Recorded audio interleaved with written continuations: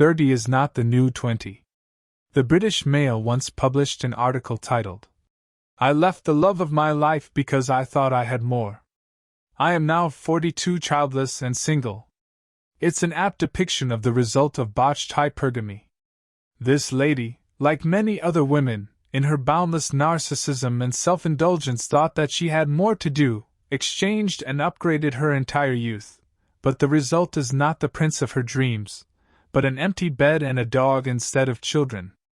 Psychotherapist Meg Jay once gave a lecture about the new trend of postponing adulthood and responsibility, and specifically in the sphere of relationships. This means not looking for a life partner, but a medium for entertainment. After all, 30 is the new 20. Work, marriage, children, even life expectancy, everything happens later. So why lose the opportunity to enjoy the whole 20s and, as far as women are concerned, ride the carousel of penises, instead of looking for a husband? Life is short, you have to enjoy it. Who could resist such a mantra?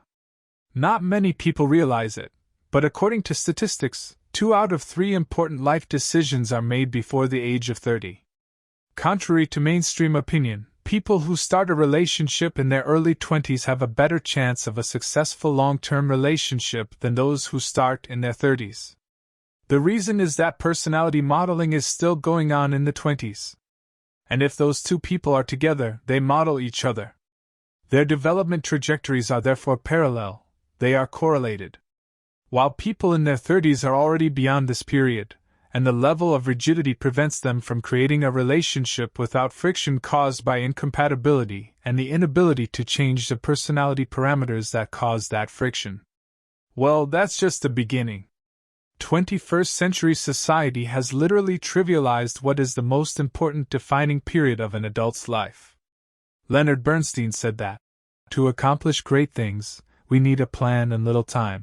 That is, a sense of urgency to solve the plan.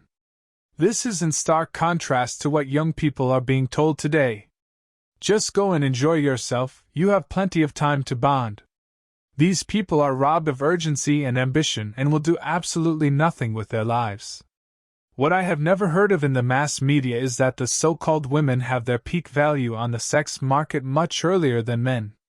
While a young woman is most valuable to potential suitors in her early 20s, when she is at the height of her beauty and fertility, a young man is most desirable about 10 years later because his value derives little from looks and much more from status, financial security, experience, contacts, etc. Qualities that only accumulate with age. But as shallow as it sounds, no man is interested in these qualities in a woman. Their priority is to look for women who have youth, beauty, and the ability to give birth to a healthy child.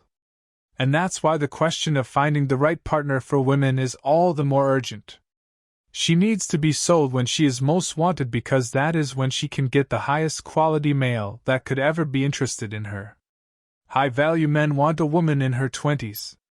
All reputable PAs talk about how incredibly easy it is for a young, pretty woman to get a quality, worthwhile husband.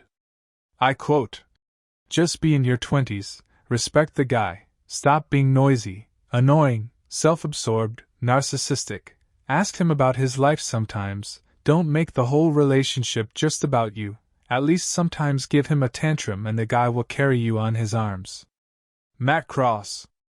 But today's women want to enjoy their youth with alpha males of all kinds, delay marriage and children, and don't realize that men see women in their 30s as damaged goods.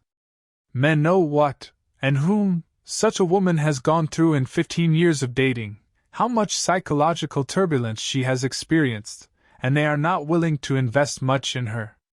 And so these women end up being forced to start a household or family with the first beta desperado they come across because he is grateful for anything. Whether that woman will be happy and fulfilled with him or not is, I think, clear. When a 40-year-old woman should be loved and respected in a harmonious atmosphere, she instead sits in front of a computer and looks at the profiles of hundreds of strange men on a dating site. It's tragic. Sadhguru.